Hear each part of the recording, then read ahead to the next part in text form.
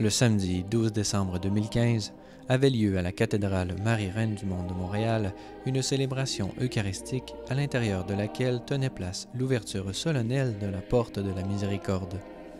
Répondant à l'appel du pape François à ce que durant toute l'année sainte, chaque église particulière ait au moins une porte de la miséricorde, fidèles, prêtres, religieux et religieuses s'étaient réunis auprès de Monseigneur Christian Lépine afin de célébrer l'ouverture de ce grand jubilé extraordinaire. Le pape François lui-même, en nous invitant à la miséricorde, nous invite aux deux facettes de la miséricorde, dans le sens de découvrir la miséricorde de Dieu, recevoir de la miséricorde de Dieu, se laisser imprégner par la miséricorde de Dieu, mais en même temps, être miséricordieux pour les autres, apprendre de Dieu à être miséricordieux. C'est d'ailleurs que le thème de l'année, c'est miséricordieux comme le Père. Et dans ce sens-là, c'est une année importante parce que on a besoin, chacun d'entre nous, de la miséricorde de Dieu, mais on est tous aussi appelés à des instruments de la miséricorde de Dieu. Alors donc, c'est une belle occasion pour cette année en profiter pour renouveler notre prise de conscience de la miséricorde dans notre vie. Au niveau d'un vœu profond, je souhaite que tout le monde soit contaminé par la miséricorde. Et dans le diocèse de Montréal, on a pris les moyens. On a un comité qui travaille depuis des semaines, voire des mois là-dessus. Vous avez vu ce soir, à votre écran, vous l'avez sûrement vu, comment les grands sanctuaires vont entrer dans cette dynamique, parce que la miséricorde, c'est une dynamique. C'est pas juste un acte de passivité qui reçoit la miséricorde de Dieu, ce qui est déjà très bien, mais dès que la miséricorde de Dieu est en nous, elle est missionnaire, elle nous sort, elle nous envoie vers l'autre. Et dans le diocèse de Montréal, c'est ce qu'on veut, c'est que toutes les personnes qui y habitent, quelle que soit leur tradition chrétienne ou non chrétienne, mais qui soient touchés, qui disent « Qu'est-ce qui se passe? » Ces gens-là nous regardent différemment et qui disent finalement, ils nous regardent avec tendresse, donc avec miséricorde. Ce soir, l'archevêque de Montréal ouvrait cette grâce pour son diocèse, pour les fidèles. Et on peut voir que les fidèles répondent. Basilique pleine comme on n'en voit pas souvent. Les gens photographiaient, voulaient voir, ils savaient qu'il se passait quelque chose. Et ce qui se passe, c'est pas de l'ordre du visible. Sauf que l'Église, elle, est très concrète. Alors, on a ouvert une porte. C'est donc quelque chose qui nous parle. Et cette porte est symbolique, évidemment. Jésus dit « Je suis la porte ». Il y a un portique qui s'appelle le narthex. On l'a rempli. Et là, l'archevêque a frappé 3 fois. « Ouvrez-moi, ouvrez la porte au roi de gloire. » Mais qui est ce roi de gloire? Puis là, on a chanté. Par 3 fois, il est obligé de se reprendre. Ça, c'est prévu. Et puis là, finalement, c'est le curé qui a ouvert la porte. Et là, l'archevêque est allé se mettre à genoux dans un moment de silence. Et vraiment, il y a eu un silence dans toute l'Église.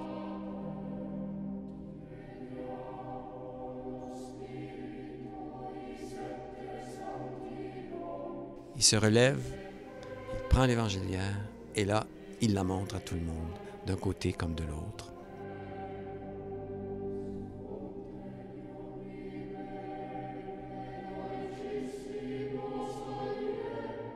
Il passe sous l'antienne Gaudete Domino. Réjouissez-vous dans le Seigneur. Le très 3e dimanche de l'Avent. Il passe. Une fois qu'il est passé, il laisse passer toute la procession, tous les prêtres et les évêques. Et là, il suit. Et voilà que la messe commence.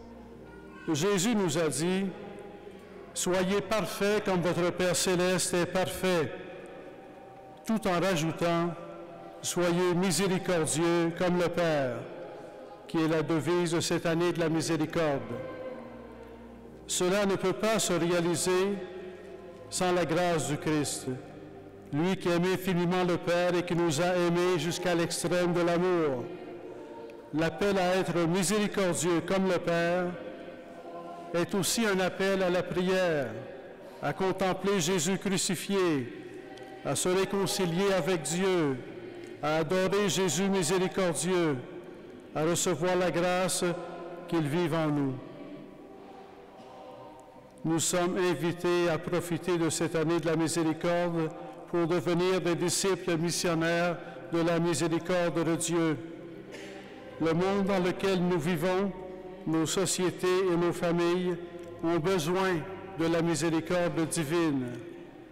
Personnes baptisées comme Église de Jésus-Christ, nous sommes appelés à découvrir toujours davantage la miséricorde de Dieu, à en vivre toujours davantage et en témoigner toujours davantage. Par où commencer? Where to begin? N'oublions pas que Jésus-Christ est la porte de la miséricorde. C'est par lui que nous bénéficions de la miséricorde divine et que nous devenons capables de miséricorde. Je me permets de vous faire une suggestion en ce début d'année de la miséricorde. Chaque jour, dites cette prière, la prière du cœur. Seigneur Jésus-Christ, Fils de Dieu, Sauveur, aie pitié de moi, pécheur. La miséricorde, c'est à l'infini, il n'y a pas de limite. Et je suis convaincue que cette année, il va y avoir des choses extraordinaires, même chez les non-croyants, parce que je vais prier pour eux et en communion avec tout le monde. Je suis convaincue que cette année, ça va être une année mais extraordinaire. Le pape a été vraiment inspiré pour avoir ouvert la porte de la miséricorde partout, dans tous les diocèses. C'est merveilleux. Merci Seigneur. Mais je pense que ce n'est pas une question de sentiment, ce n'est pas une question de ce que je sens, parce que c'est plutôt une question de bien-être de mon âme. Parce que notre foi catholique n'est pas une foi sentimentale, c'est plutôt une foi qui est basée sur la vérité que Dieu nous révèle et particulièrement les grâces que Dieu nous donne à travers sa Sainte Église. Alors, cette opportunité, si près de où je vis, de recevoir une indulgence pleinaire, c'est extraordinaire. C'est très important parce que c'est la foi de l'Église qui nous invite de passer par la porte sainte, parce que c'est la grâce de Dieu qu'il déverse sur toute l'humanité pour le salut. Oui. Je suis chrétienne, là, puis c'est quand même un événement là, pour moi. C'est spécial. Mais moi, je chemine depuis que j'ai 5 ans. Je suis chrétienne depuis longtemps. Pour moi, la porte sainte, j'y suis allée une fois en Québec. Puis là, je vais le refaire une autre fois, une expérience. C'est spécial, c'est pas quelque chose qu'on peut décrire. C'est vraiment, intérieurement, tu te sens libre. Moi, j'aime ça vivre cette expérience. Oui, j'ai trouvé ça super beau. Il faut dire que j'étais dans le sanctuaire, alors j'avais une vue d'ensemble qui était magnifique. Et ce qui était beau, c'est que l'ensemble du peuple de Dieu était là. Et il y avait l'évêque avec son presbytérium. Mais un évêque et un presbytérium sans communauté, ça ne va pas très loin. Alors il y avait la communauté des croyantes, des croyants, au cœur desquels se trouvent des personnes de vie consacrée, les nouveaux mouvements. Je suis arrivé un petit peu plus tard à la sacristie, comme vous voyez, c'est que j'ai salué. C'est incroyable de voir comment toute la communauté des croyantes et des croyantes était là, et était bellement là. La porte de la miséricorde, au sens de la foi, c'est le Christ. Alors, tout est symbolique ici. Alors qu'on ouvre une porte de la miséricorde, c'est une invitation à rencontrer Jésus-Christ, un appel à rencontrer Jésus-Christ en qui nous pouvons rencontrer vraiment la miséricorde de Dieu.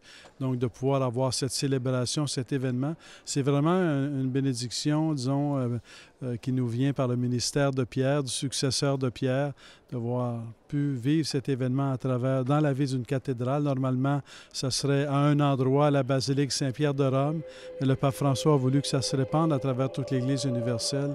Donc, je pense que ça rapproche la grâce de miséricorde de la vie de nos diocèses.